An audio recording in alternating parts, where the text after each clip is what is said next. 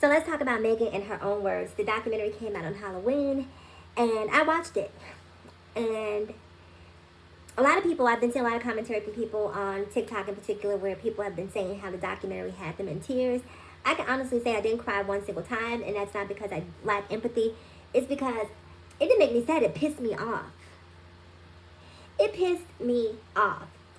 From the moment it happened, and all of this stuff was out there about, did Tory do it? Did Tory not do it? Megan is lying. This didn't happen. It just pisses me off, right? Because people on social media swear that they know everything. I'm amazed at how much people know who were not actually there, right? Now, if I am pew-pewed and I'm in a car with 4 people, I can tell you who pew-pewed me. This is not a whodunit. And that was the whole thing. Like, how did this become a whodunit? And part of the reason it became a whodunit is because Megan was dishonest, right? So we can't give Megan a complete and total free pass because she made some mistakes, right? But her mistakes, in my opinion, are forgivable. She made a mistake by not telling the police what happened. She made a mistake by associating herself with Tory. She made a mistake by, engaging with Tory. And she made a mistake by being dishonest with Gayle King, and she made a mistake by being dishonest with her friend Kelsey, right? So let's get that out of the way. I'm very clear that Megan made some mistakes, right?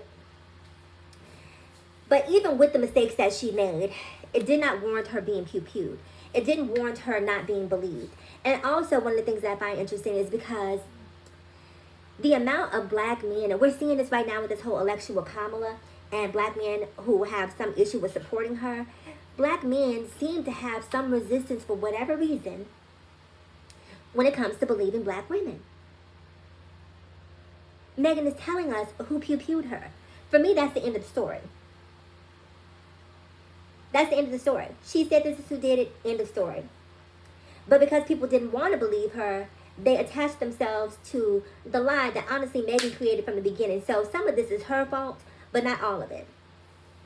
So we see people like Joe Budden, P. Diddy, I believe Meek Mills, Chris Brown, all of these toxic men, these toxically masculine men who are DJ academics, going on these rants and these diatribes about Megan and what she did, and basically trying to SLUT shame Megan, right? And I want to say a couple things about that, right? First, let's talk about this Gayle King interview. Because a lot of what happened to Megan was born out of this Gayle King interview, and Megan not just coming forth and saying, yes, Tory and I did a thing. She went there to talk about the pew-pewing, right? Now, if you know Oprah, you know Gayle King, there has been this long-standing rumor that the two of them are scissor sisters. Right? Now, they've denied it. I don't necessarily believe that they are, but the rumor is there. And once the rumor is there, there are always going to be people who happen to believe it no matter what happens. So there's been this rumor that they were scissor sisters. And let's say, for whatever reason, Gayle King was in New York and she was mugged, right? And because she's Gayle King, news outlets sit her down and talk to her, and they say, so Gayle King, and they want to talk to her about her mugging. And they sit her down and they say, Gayle, so is it true that you and Oprah are scissor sisters? What does that have to do with her being mugged? What? I'm not making a correlation. So, well, first of all, why do you have a magnifying glass on my box? Why are you all up in here? Right. That's sort of Megan's thought process when she's doing this interview with Gayle King. And you can see in the moment when Gayle King asks her, have her and Tory been intimate? Megan sort of stammers, she stutter steps, she's not, it's obvious that she's not being truthful. It's obvious. But what I find so interesting about her being dishonest in this moment, lying, let's call it what it was, I find it so interesting that in that moment, what we saw was her conscience kick in, right? Her conscience wouldn't allow her to just be like, no, I never slept with Tory. This never happened. I'm not sure where people are getting this from. Like, absolutely not. He's disgusting. I would never allow him to touch me. Her conscience wouldn't allow her to do that. And that tells me that a conscience exists. And typically where you find a conscience, you find a good person. Even in the moments when they're being dishonest, the conscience still comes to the surface. And so if we can tell in this moment that she's lying about being intimate with Tory, we should also be able to use that as a barometer to tell when she's lying about being pew-pewed. Because there's no hesitation there. There's no conscience coming to the surface there because that happened. But if we're able to tell when she's lying there, how come we can't tell when she's telling the truth here? Does that make sense? Are you guys connecting the dots? So I got why she didn't want to be honest, because to be completely honest with you, it's her body. Like, I don't want the whole world in, you know, who hasn't lied about somebody that they slept with? I'll wait. Who hasn't? So I didn't feel like that was, you know, just this unforgivable thing. It was just basically her like, get out of my business.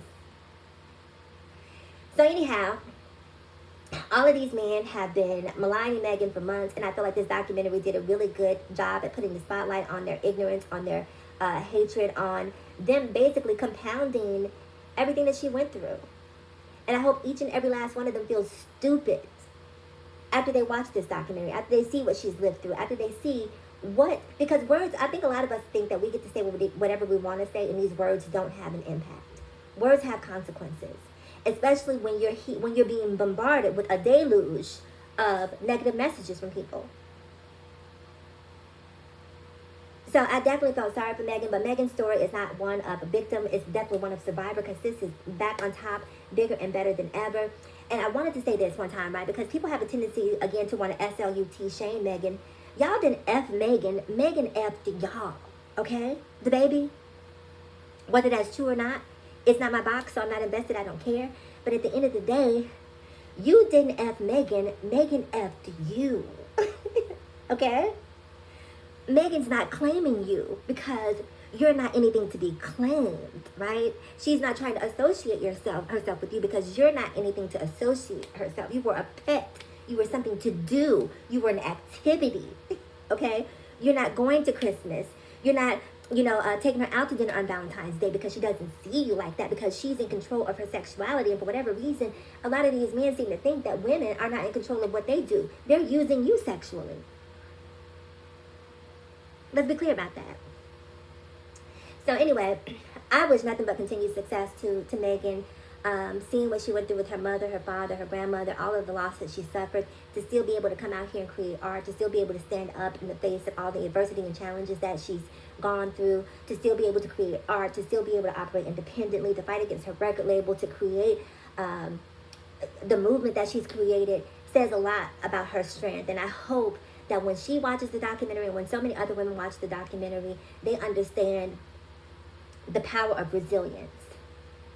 And to not listen to these men, the ones who get it. But at the end of the day, you be responsible for you. You fight back. You stand up, because you can't rely on exterior energies and entities to always have your back. Sometimes it's you, myself, and I against the world. That is it for today's video. I will see you again in the next one. Shout out to Megan.